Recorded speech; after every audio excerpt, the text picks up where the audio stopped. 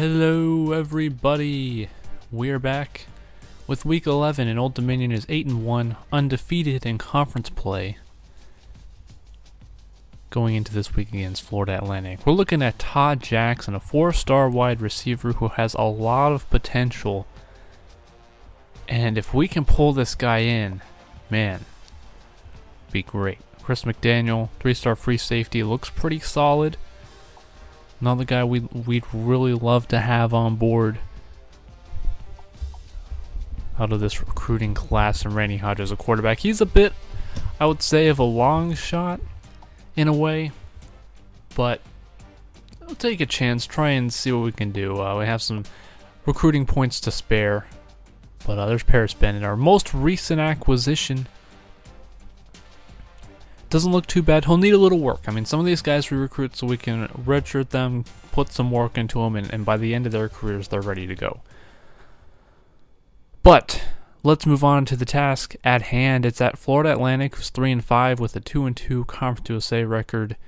And ODU is favored in this game, but Florida Atlantic, they're one of those teams that they're not always the best, but they can play tough. You know, they're not the easiest to beat, and it's going to be pouring rain here in the home of Florida Atlantic. Lots and lots of rain. Very wet. Late in the season here. We're coming close to the end. Not much left. And if Old Dominion can win out, it'll be the best season ever for the Monarchs. Let's get this going. Shane McCarley in at quarterback out of the shotgun. Scott Sullivan to his right and David Dixon to his left. Dixon goes backwards on this play, -1. Been a rough part of the season. He's gone through a rough patch, a bit of a cold stretch. It hasn't been easy. Tough for a very good running back like Dixon. And Brady Massey can't get to the marker. So that drive stalls 3 and out. Very bad start for Old Dominion offensively. And here's Vaughn Foster, Florida Atlantic's quarterback. He comes in, a dual threat, very tough to stop. And here he's going to keep it on the option. And where are all the defenders? They're either getting blocked or they're just not anywhere near the play. Marcus Massey on the tackle, but it's 19 for Vaughn Foster. And this is a pretty tough running game we're going to have to defend here with everything they've got. Florida Atlantic, they've got some good running backs, more than one good running back, a quarterback who can run very well, so it's not going to be an easy day to stop. And here's what I'm talking about. Jay Warren on the carry for 5. He's not easy to bring down. Let's keep that in mind. He won't be easy to tackle, and he's got a bit of speed. I mean, he's just an all-around good back. Goodness. And this one almost intercepted, though, by Rob Thompson. Great defense. And this is where Old Dominion can get some wins, is in the passing game. Vaughn Foster is a bit of a questionable passer, and so they're hoping to get some pressure on him. But look at this. Chad Davis runs a little kind of a corner route there and gets inside about the 5-yard line on 3rd and goal here. A little option for Foster. Pitches it to Warren, and great defense by Volante Misher. Again, he's having a fantastic season, the senior at safety. So the Owls will put on a field goal, and Donald Simmons, I don't know what was happening there. When I was playing, the game was making him do that running back and forth thing. I was not even doing anything, so I don't know what was going on. But Dixon, he's so shifty. Nobody cuts quite like David Dixon does. He has that just, I have not seen that from any other player, really, the ability to change direction and cut like he does. It's a lot of potential there. 3rd and 5 for McCarley. That incomplete pass earlier, and he's going to find Lawrence Reese. What a big gain for Reese of 32 over the middle of the field. Just what they needed. Old Dominion converts on 3rd down, and now out of the pistol, the handoff to Dixon to the left side. Dixon has some nice room to run. He gets 10. And getting him hot is very important. Get some good carries, and he'll make you pay. McCarley back to pass, checks off to Harvey Taylor, who's going to work his way for about 8. Look at that. Looked like he was just going to maybe get a couple, and instead he fights for the 1st down. So shotgun again. McCarley sits in the pocket, throws to Brady Massey, who has to jump up to get that one. Sets up 1st and goal. This drive is going very well for Old Dominion, and McCarley on the option. He's going to keep it all the way into the end zone, and it's an 8-yard touchdown run. Old Dominion now secures the lead at 7-3 after the extra point. Things looking good on that drive for ODU, but look at Von Foster, option keeper again, and nobody's really catching him here. He's not the fastest guy.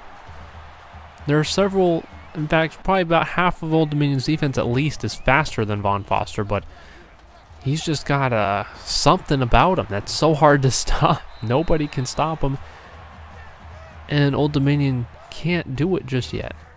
They haven't proven that they can stop him, so why go away from it? Handoff to Jay Warren is good for 3, so that'll set up a third down situation for Florida Atlantic here at the start of the second quarter. And the give to Warren. This time Old Dominion was looking at the quarterback, and Warren goes right up a hole that was wide open. If you want to get another look at how big that hole was, wow, that was something else by that offensive line. ODU would get a nice return, though, on the kick, and McCarley would throw away some of that good field position on a sack. 2nd and 16. McCarley has some work to do, but he's going to find Philip Dickens here for first down and more. And just when you're in 2nd and long, you get a play like that, that suddenly turns the drive around. Everything looks a lot better. McCarley sitting in the pocket again, almost could have been intercepted by Marquez White. Whew. Can't be making dangerous throws like that, Shane McCarley. But here, looking over the top, trying to find who was that. Was that Philip Dickens? Either Dickens or Massey, I couldn't really tell. But then the missed field goal by Tommy Patrick goes just to the right. Didn't put enough to the left on that one to get it through. So it remains a 10-7 lead for the Owls. Maybe some home field advantage playing in the works for Florida Atlantic. I don't know, but Von Foster is going to keep it again. He is just destroying this defense. Got to find an answer, otherwise this is going to be a very long day for Old Dominion on defense. But Jay Warren fortunately stopped, and TJ Ricks on the tackle there. Well done reading that play, so it's 3rd and 8. Try and get him into a passing situation. Keep Von Foster in the pocket instead. Hand off to Warren, and it's going to set up 4th down. Yet again, TJ Ricks on the play. He is shown up big time when Old Dominion's needed him. 13-7 after another field goal for Florida Atlantic. With about half of the second quarter to go, Donald Simmons on a big kickoff return here, and he's going to get across the 50. Great starting field position for ODU. They've got to take advantage, and they don't. They don't. So it's punting situation for Tommy Patrick here. He's going to angle this one out of bounds. A nice punt. That'll pin Florida Atlantic back at least.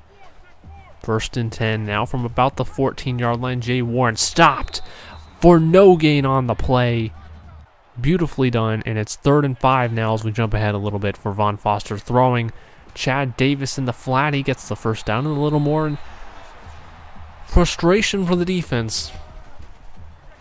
They can't get any pressure when he goes back to pass, so Foster has all day to throw. He can run at will. Gotta be a point where Old Dominion gets a stop here and gives their offense a better chance to succeed. Daniel Little gets 15, and the drive just continuing to move right down the field. 90 seconds to go in the first half. Foster has all day to throw, and fortunately for Old Dominion, the ball's dropped. Maybe a bit of the rain playing into the game right now here. 3rd and 9 again. Foster just has all day to throw, and this one's going to be intercepted. Falante Misher jumps the route. He's going to be stopped at the 6 or 7 yard line, but the first turnover of the day, and the safety pulls it off. Old Dominion now has a long way to go if they want to score, but Dixon's going to make it possible here with an 11-yard gain. Trying to go down, at least get a field goal. 3rd and inches now. Out of the shotgun, Dixon gets the handoff. Dixon shakes off a tackler. Oh, he was going to accelerate. If that shoestring tackle doesn't happen, he was going to burst for a big gain. McCarley finds Connor Martin, the tight end. He's been quiet so far today, but makes some noise there. 30 seconds. McCarley and Old Dominion have one timeout. Dickens is going to move his way, try to get to the sideline, and they can't. But the first down will momentarily stop the clock. 2nd and 2 now. 13 seconds left for Shane McCarley and Old Dominion looking for the end zone. He wants it all with Dickens, and it's broken up. Clock stops at 9 seconds on 3rd down. fakes the handoff. McCarley shakes off some tacklers, gets the first down and more, and that'll give him time to call the timeout with 3 seconds on the clock, and ODU connects on a Tommy Patrick field goal to shrink the lead to 3. So Atlantic leads 13-10. Not the best day. Old Dominion is really a lot better than Florida Atlantic, but look at the rush yards for the Owls. 167, most of those by Von Foster, the quarterback. That shouldn't be happening. Old Dominion should not be giving up that many yards on the ground. But it's happening. And I just cracked my neck. If you couldn't hear that, I'm sorry. Second half. First possession goes to Atlantic, and Foster is running in circles. He got turned around or something. I don't know if his head's not screwed on right. Well, that play was really odd.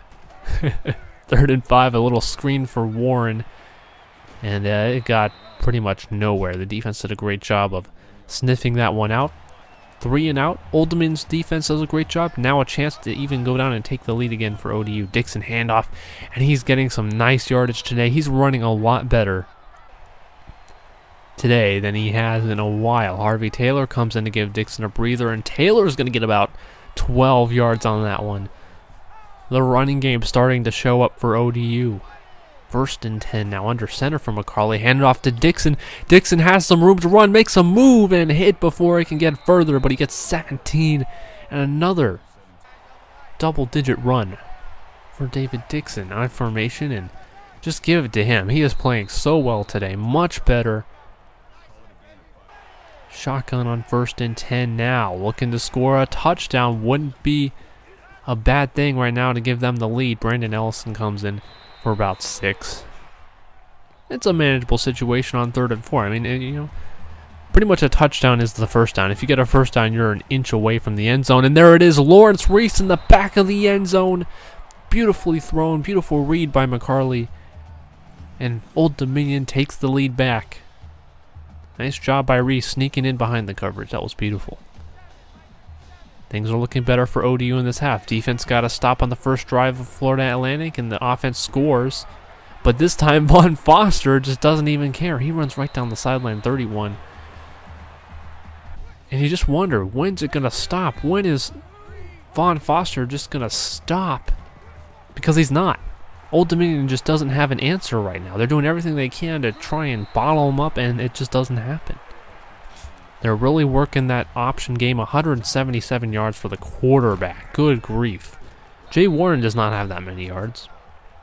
Not anywhere close. The running back doesn't have that. But the quarterback is destroying this defense, and Foster's going to get sacked. And who is it? Who is it, everybody? Matt Williams, out of his safety position, came on a blitz. He shook off the offensive lineman, and Matt Williams gets the sack. So it holds FAU to a field goal, and it's still a 1-point lead for ODU. Next drive for the Monarchs would come to a quick end, and at the start of the 4th quarter, this screenplay goes nowhere on 4th down. And that's turnover on down. So Old Dominion will get possession of the ball and a chance now to maybe put this game a little bit out of reach. Connor Martin there for a first down gain. And now handoff to Dixon.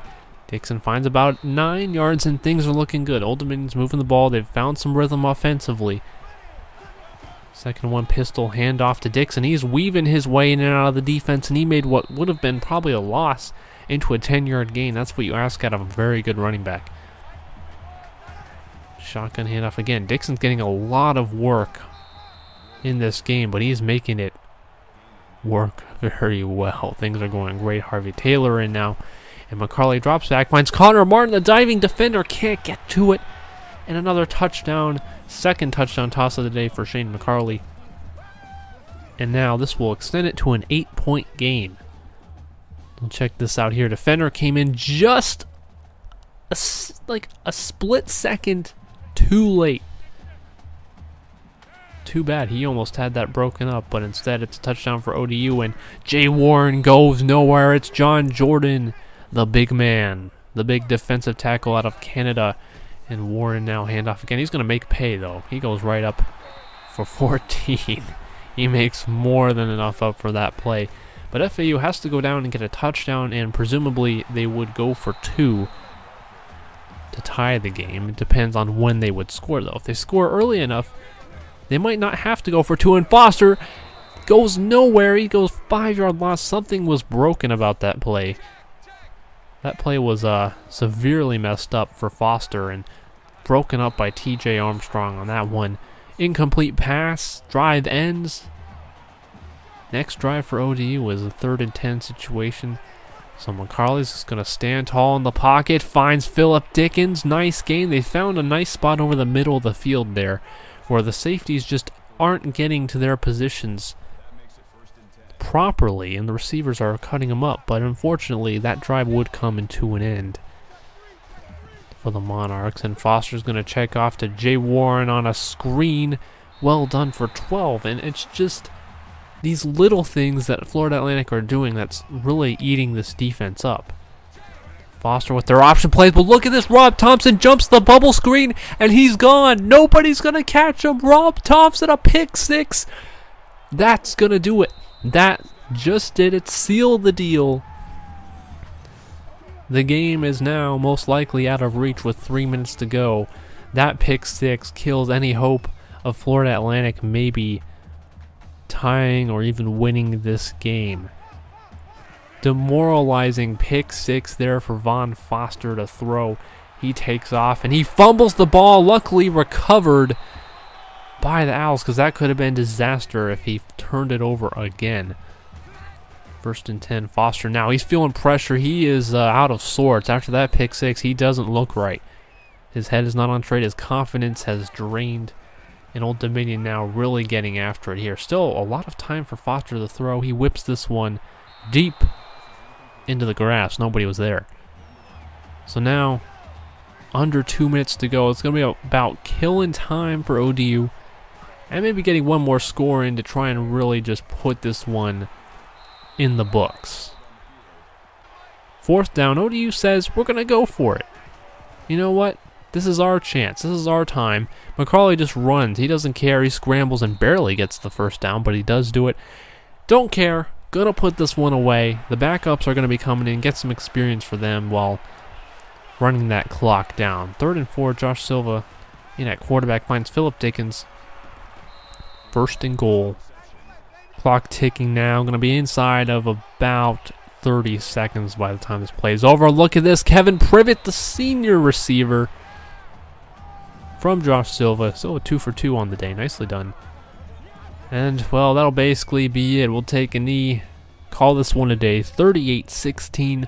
The Monarchs are going to secure another win.